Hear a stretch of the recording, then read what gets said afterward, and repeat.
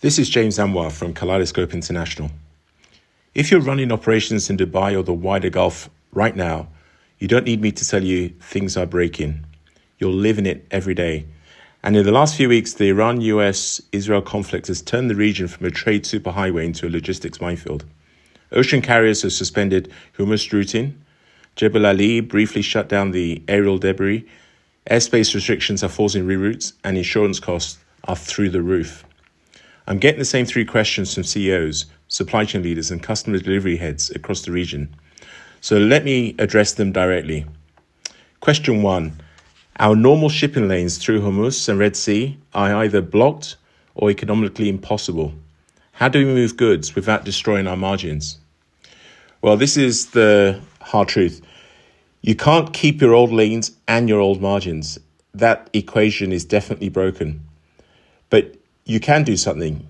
You can move from lane thinking to corridor thinking. Right now, most teams are still planning around Jebel Ali as usual or waiting for Hormuz to reopen. That is a recipe for disappointment. Instead, design Asia Gulf Europe corridors that assume Hormuz risk and Red Sea risk as baseline, not your exceptions. Build routes that deliberately use Fujairah, Khor Fakkan, and overland connections into Dubai and Abu Dhabi. Connections that customs authorities are already fast-tracking with special clearance measures. The question isn't when will my usual lane come back, it's what's my resilient, I repeat, resilient corridor that works even if Hormuz stays closed for 6 months.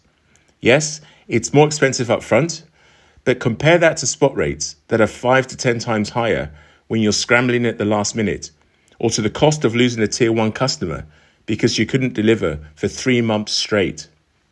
At Kaleidoscope, we're helping clients build these corridor-based networks in 2 weeks, not 6 months. We map your critical flows, identify the 20% of customers that drive 80% of your value, and design routing that projects and protects those relationships, even in prolonged conflict. The bottom line is that you need to stop optimizing dead lanes and build corridors that assume chaos. The second question that I get is, we can't serve everyone right now. How do we decide who gets priority without destroying our brand?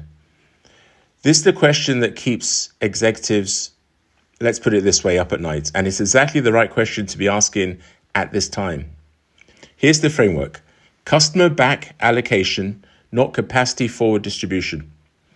In a world where major carriers have frozen bookings and are rationing equipment into the Gulf, you cannot spread pain evenly.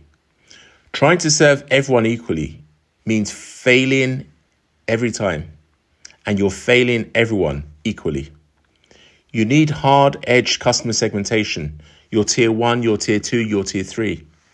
So what are those tiers? Well, tier 1 customers are your mission-critical customers. Those long-term contracts, strategic partnerships, high lifetime value. You reroute them at almost any logistics cost. If air freight is 400% more expensive, you pay it. If you need to charter private capacity, you do it. These relationships define your future. Your tier 2 customers are your core business. Those are those solid relationships, good margins. You give them constrained but reliable service. You're transparent about lead time extensions. You offer substitutions where possible. You don't abandon them, but you manage expectations aggressively. And then there's your tier 3 customers who are transactional. These are the price-sensitive, low switching cost type customers. You're honest. We cannot serve you reliably in this environment. Here are alternatives. We'll reconnect when conditions stabilize. Now here's the critical part. Your brand is not defined by saying yes to everyone. It's defined by being transparent, fair, and consistent in how you allocate scarce capacity. Customers will forgive delays if you're upfront.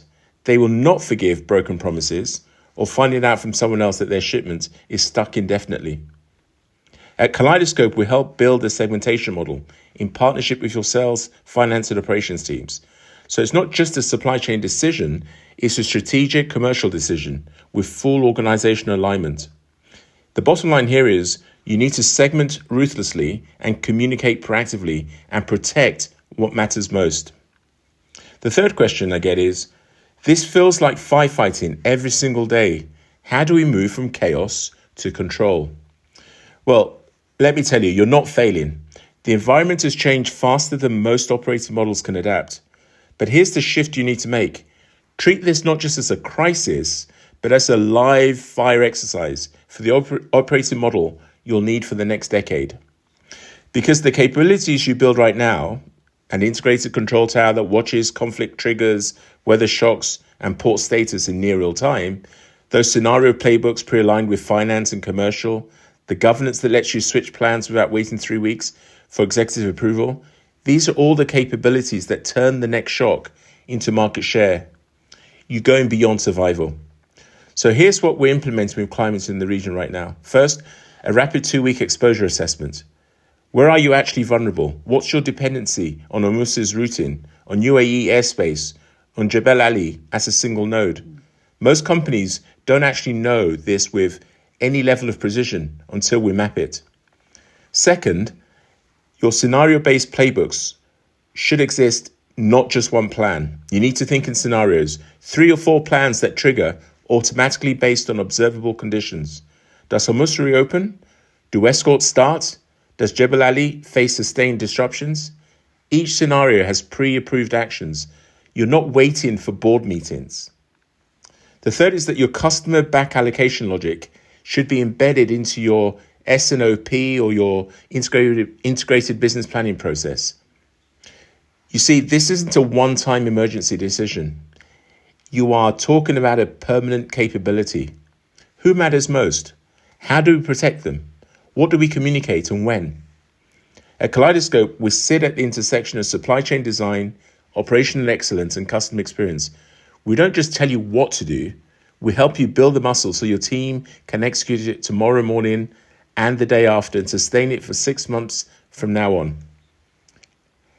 The bottom line here is that you need to build the capabilities now that will define your competitive position for the next 5 years.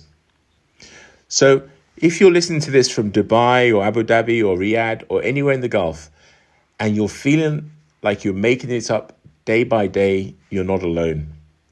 But you also don't have to keep making it up. At Kaleidoscope International, this is exactly the kind of high volatility, complex environment we were built for. We help you move from firefighting to disciplined advantage. If you want to talk about corridor design, customer segmentation, or building a control tower that actually works in this chaos, reach out. We're already on the ground with clients in the region, and we can turn this crisis into your competitive advantage. This is James Amoah. Thanks for listening.